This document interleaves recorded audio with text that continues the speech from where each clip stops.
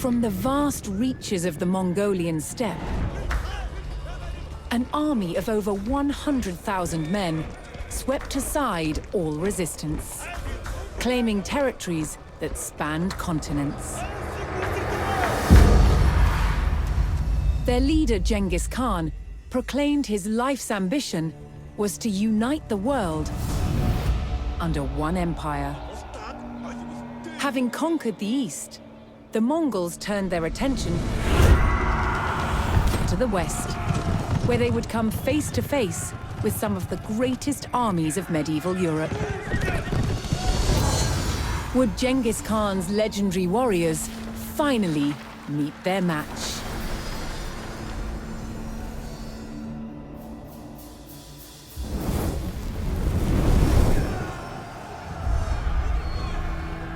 By 1221, the Mongols had taken cities throughout Asia, generating vast amounts of tribute from those they conquered.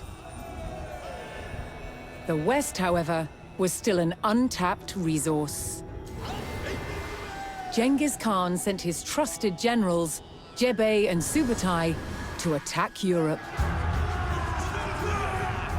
With an army of 20,000, Jebei and Subutai took the West by surprise, raiding cities and destroying armies.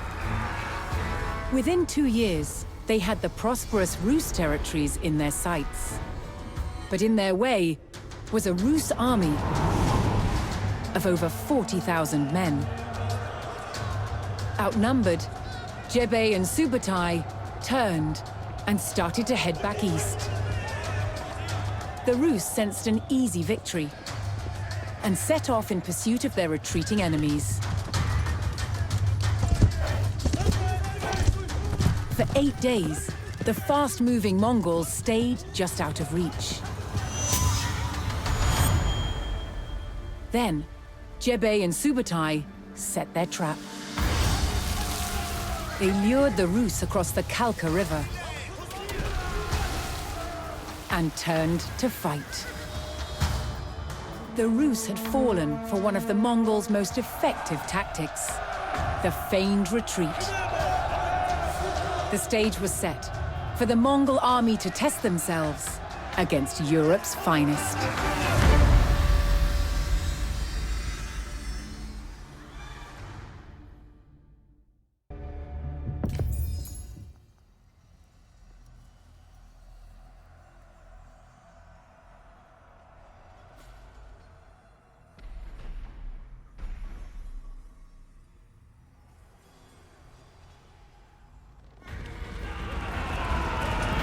The Mongols charged across the European plains, with the fatigued Rus army in close pursuit. The Rus had fallen for the Mongol tactic of the feigned retreat, and unknowingly followed them into peril.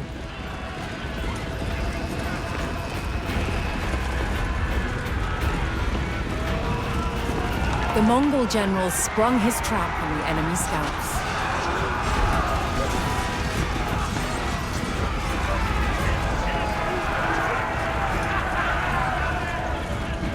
With the Rus scouts cut down, General Subutai crossed the Kalka River. Here, he would stage a full-scale ambush on the vast Rus army.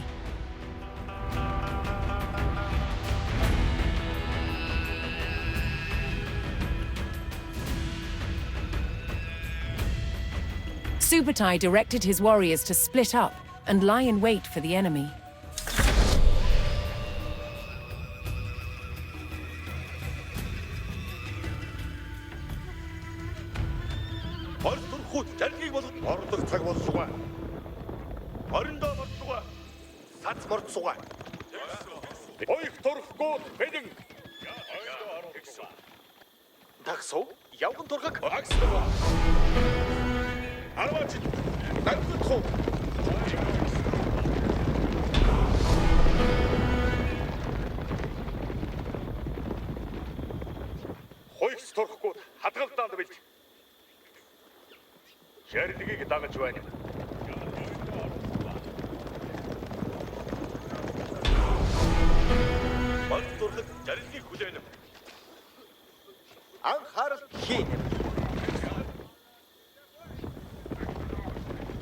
For Subutai's strategy to be effective, he needed to spring his trap before the Rus recovered from their long pursuit.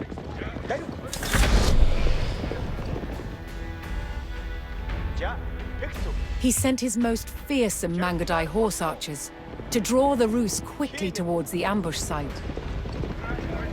These highly skilled warriors could fire their bows rapidly while riding at speed.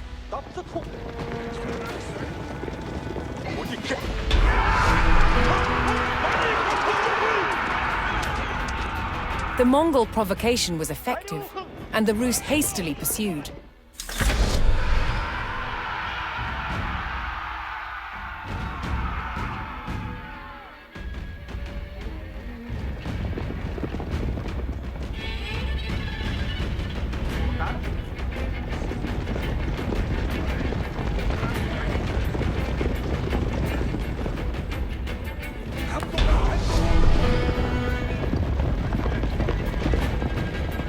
The Rus army had fallen for the feigned retreat and rode straight into the Mongol ambush. With the enemy surrounded, Subutai's battle-ready warriors descended from all sides.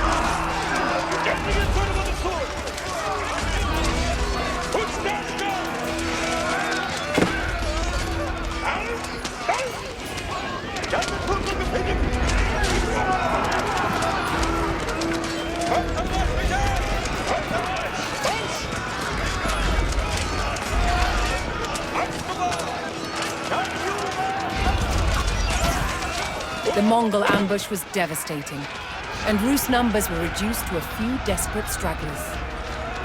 Seeing the fate of their comrades, the last Rus encircled themselves in a makeshift fort of baggage carts.